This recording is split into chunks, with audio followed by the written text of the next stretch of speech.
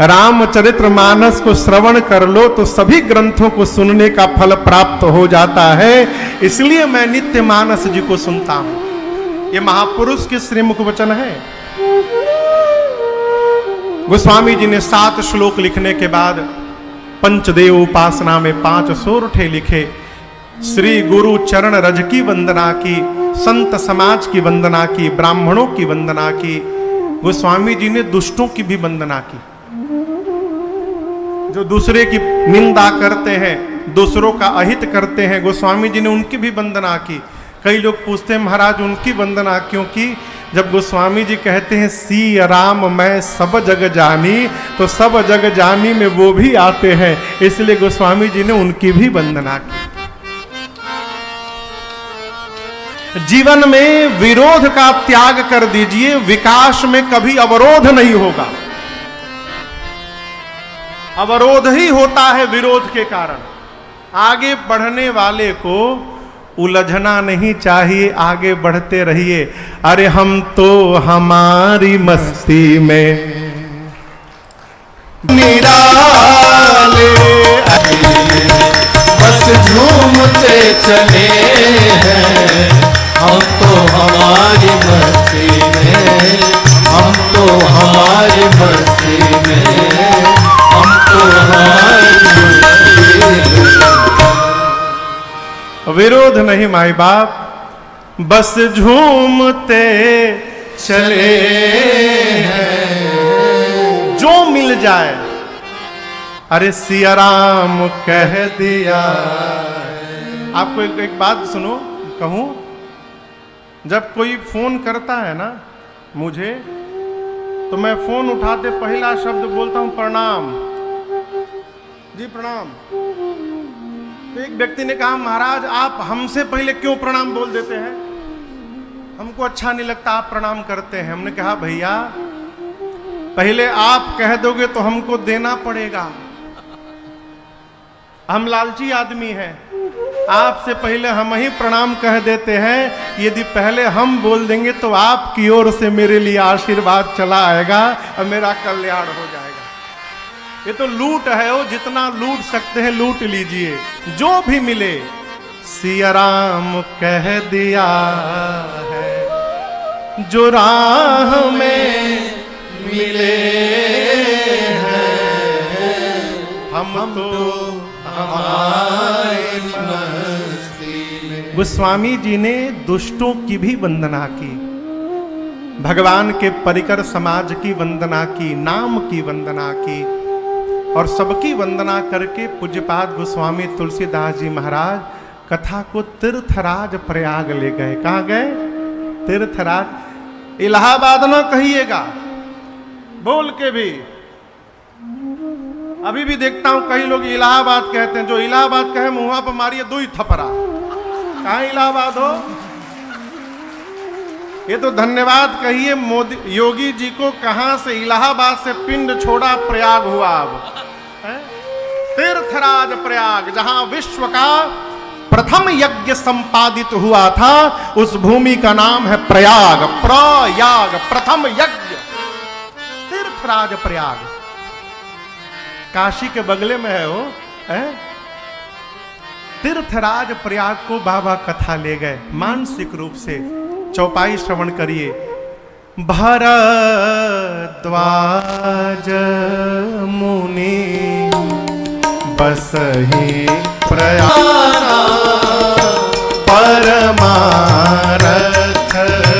पथ परम सुजाना।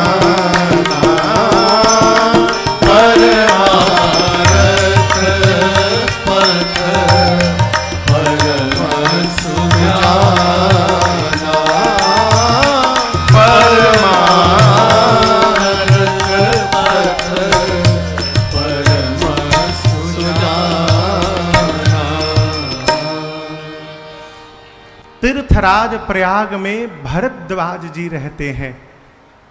परिचय बड़ा अद्भुत है। तीनही राम पद अति अनुरागा। यहां एक निवेदन करूं माई बाप, देखिए कोई यदि आपके विषय में कह रहा है सुमित बाबू आपके पास 10 गाड़ियां हैं, 12 बंगले हैं, इतनी संपत्ति है, इतनी जमीन है, ये सुनकर प्रसन्न मत होइएगा। क्यों? ये जितना गिनाया जा रहा है ना, सब यही छूटेगा। अभी कोरोना आया था ना, आदमी इतना काढ़ा पी लिया है, कई लोग इतना काढ़ा और जड़ी बूटी खा लिए हैं कि पेट का बैलेंस बिगड़ गया।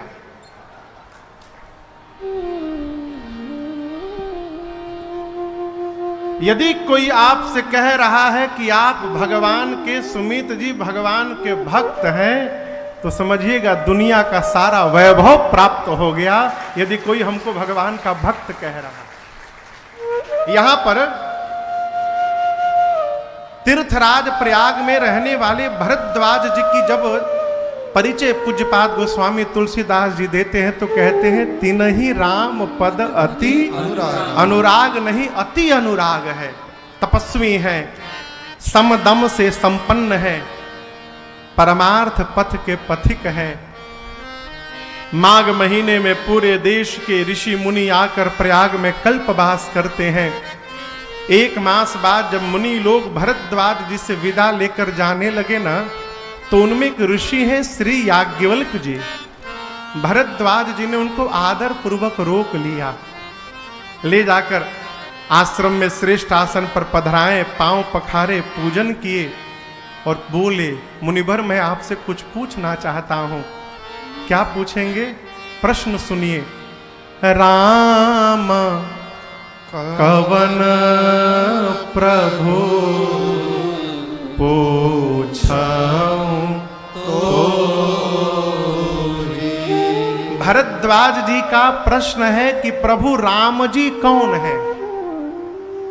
आप में से इतने लोग बैठे हैं, आप में से कोई ऐसा है जो राम जी को नहीं जानता है? हाथ खड़ा करे। कौन है जो राम जी को नहीं जानता? सब जानते हैं, लेकिन एक बात जानिएगा, जानता वही है जो जानता है कि हम कुछ नहीं जानते हैं। और जो जानता है कि सब जान गए, इसका मतलब वो कुछ नहीं जानता है। ये जो जिह्वा है ना, ये जो वाणी है, ये वाणी हमारा असल परिचय देती है। दुकान कितना भी सुंदर बना के रखिए, दुकान साइन बोर्ड बढ़िया लगाइए, एलईडी लाइट वाला, भीतर से लाइट जले, उसमें मेन गेट पर कलर करा के रखिए, खूब डेकोरेशन करा के रखिए, जब तक दुकान का शटर ऊपर नहीं जाएगा तब तक पता नहीं चलता कि भीतर कोयला है कि हीरा है। उसी प्रकार ये दुकान कितना भी सुंदर हो जाए माई बाप, जब तक ये शटर नहीं खुलता है तब तक पता नहीं चलता कि भीतर भगत है कि विषयी बैठा है। मुंह की भाषा बताती है। हमारे पूज्य महाराज श्री कहते हैं, लाला भाषा मनुष्य के चित्त की खेती है। जैसा चित्त होगा वैसा चिंतन होगा, जैसा चिंतन होगा वैसी शब्दावली बाहर निकलेगी।